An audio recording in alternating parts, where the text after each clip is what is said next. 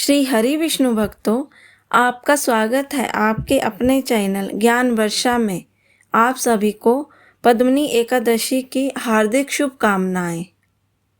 कहते हैं पुरुषोत्तम मास में आने वाली पद्मनी एकादशी इतनी दुर्लभ है कि देवता भी इसकी प्रतीक्षा करते हैं। जो श्रद्धा से इसकी कथा सुनता है उसके जीवन के दुख, दरिद्रता, संतान कष्ट और बाधाएं धीरे धीरे समाप्त होने लगती हैं।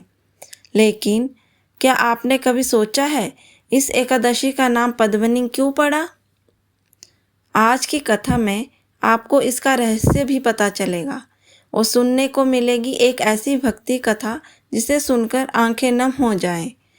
तो श्रद्धा से बोलिए, श्री हरि विष्णु भगवान की जय हो।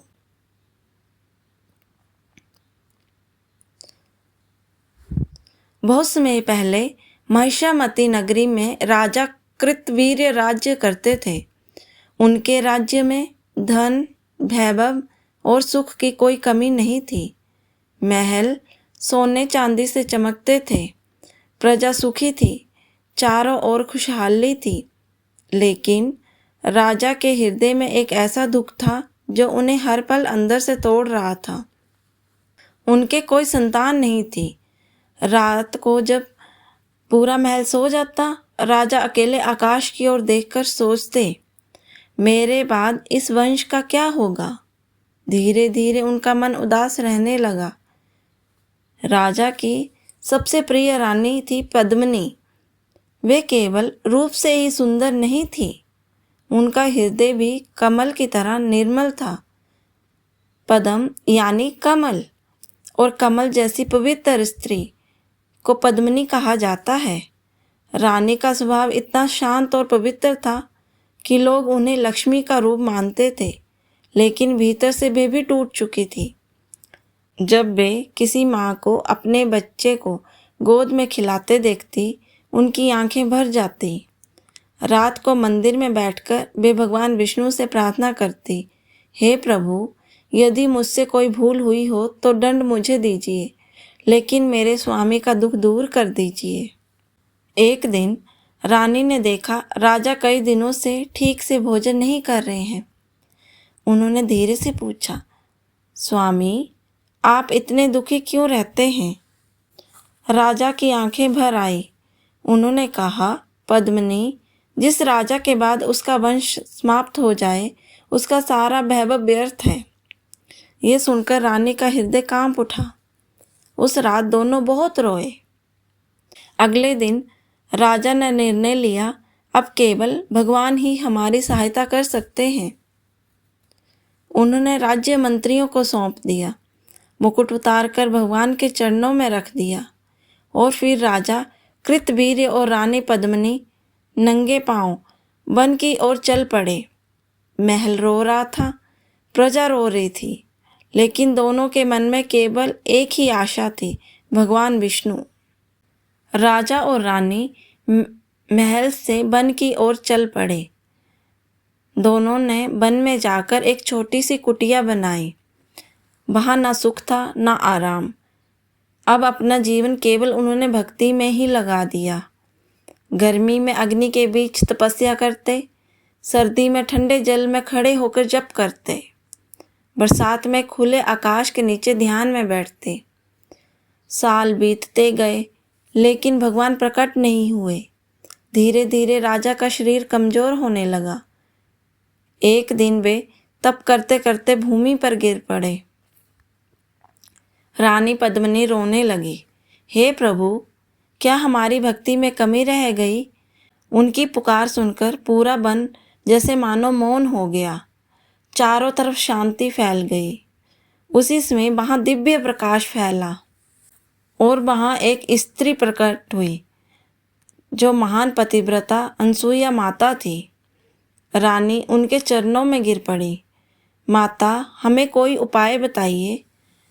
अनसुईया माता ने प्रेम से कहा, हे पुत्री, पुरुषोत्तम मास के शुक्ल पक्ष की एकादशी का व्रत करना। ये व्रत भगवान विष्णु को अत्यंत प्रिय है। रानी ने पुरुषोत्तम मास का इंतजार किया उसके बाद पुरुषोत्तम मास आया। वन में हरियाली छा गई, नदियाँ कल कल बहने लगी। रानी पद्मिनी ने सुबह उठकर स्नान किया, पीले वस्त्र धारण किए और भगवान विष्णु जी की पूजा करने लगी। उन्होंने अन्न जल सब त्याग दिया।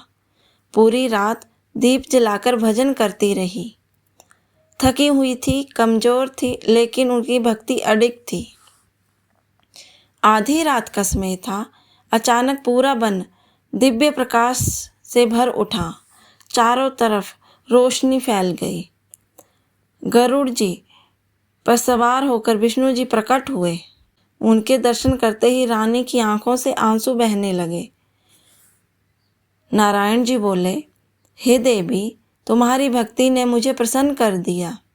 मांगो वरदान, तुम क्या चाहती हो? रानी ने हाथ जोड़कर कहा, प्रभु, मेरे स्वामी का दुख दूर कीजिए। भगवान जी मुस्कुराए, मुझे समझ आ गया, भगवान जी मुस्कुराए, तुम्हें एक महान पुत्र प्राप्त होगा। भगवान विष्णु ने रानी की भक्ति देखकर कहा, हे देवी पद्मिनी, तुम्हारी पतिव्रता शक्ति और अटूट श्रद्धा युगों तक याद की जाएगी। तुम्हारी इस भक्ति से मैं बहुत प्रसन्न हूँ और अब से इस एकादशी का नाम पद्मिनी एकादशी पड़ेगा। और अब इस एकादशी तुम्हारे नाम पद्मिनी एकादशी से जानी जाएगी। तभी से इस एकादशी का नाम पद्मिनी एकादशी पड़ा। बोलो श्री हरि विष्णु की जय। क्योंकि इस व्रत को सबसे पहले पूर्ण श्रद्धा और नियम से रानी पद्मिनी ने किया था। उनका हृदय कमल की तरह निर्मल था और उनकी भक्ति ने स्वयं भगवान को प्रकट होने पर मजबूर कर दिया था। कुछ समय बाद रानी गर्भवती हुई और उन्होंने एक तेजस्वी पुत्र को जन्म दिया। पूरा राज्य खुशी से झूम उठा। मंदिरों में घंटी बजने लगी। उस बालक का नाम रखा गया कार्तवीर्य अर्जुन। वह इतना पराक्रमी हुआ कि आगे चलकर उसने रावण तक को युद्ध में पराजित किया था। आगे ये कथा हमें सिखाती है, सच्ची भक्ति कभी व्यर्थ नहीं जाती। भगवान देर करते हैं लेकिन भक्त की पुकार अवश्य सुनते हैं। पति पत्नी का सच्चा प्रेम भगवान को भी प्रकट होने पर मजबूर कर देता है। हे श्री हरि, जैसे आपने रानी पद्मिनी की पुकार सुनी, वैसे ही सभी भक्तों के जीवन में सुख, शांति और समृद्धि दीजिए। बोलिए श्री हरि विष्णु भगवान की जय। पद्मिनी एकादशी माता की जय। अगर आपको ये कथा पसंद आई तो कृपया चैनल को लाइक, सब्सक्राइब और शेयर जरूर कीजिए। जय श्री हरि।